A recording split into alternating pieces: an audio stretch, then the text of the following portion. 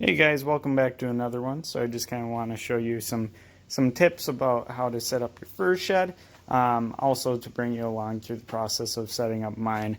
So we just got this old garage here, so we're going to be slowly trying to renovate that to turn it into a nice little fur shed for the winter.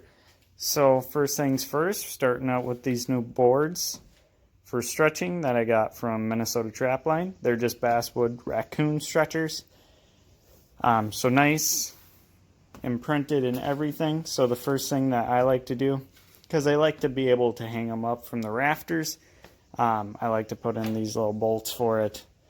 But if you try to put in these without cutting a hole first, they won't go in very well and it will split the board right here.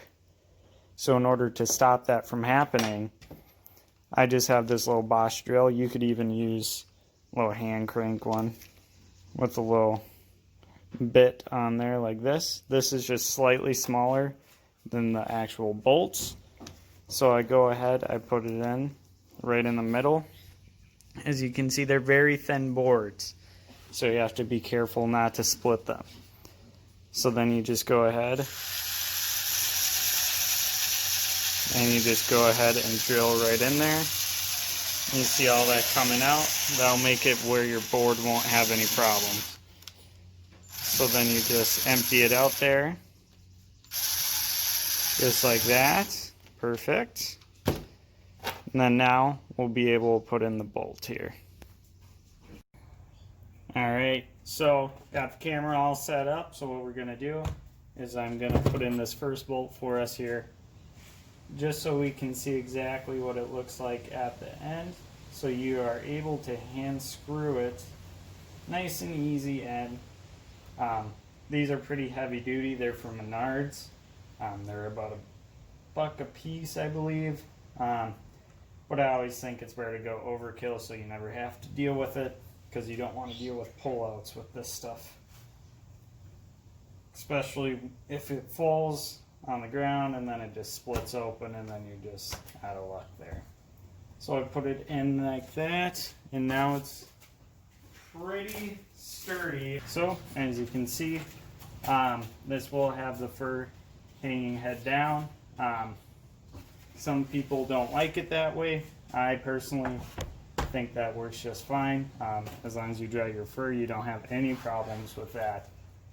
So then you'll be able to hang it up just like that.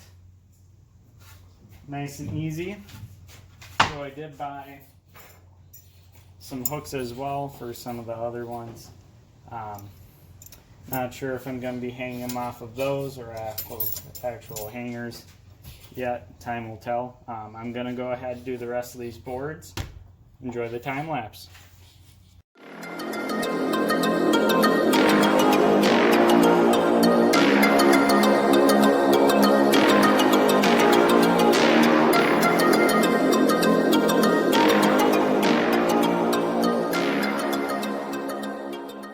Guys, and just like that, got all the boards done.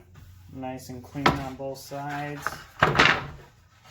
No problems like that. This one has a slight crack, but the fur's never going to be down there. And if it does, it still has integrity because the bolt's so far in, it won't get pulled out. So even if I try to do all I can to rip that thing out, it doesn't even budge, even out of basswood. So with this being that light, it makes it super easy. I always recommend to use basswood for your wood stretchers, because with pens, you can actually push your pens in nice and easy like that. Whereas if you try to push it into a hardwood, you can't really do that too well. You still can, but it really beats up your pens pretty bad. So yeah, other than that, these boards are ready to go for the season. And next is just to get the rafters set up so they can be held up. Not too sure how I'm going to be doing that yet.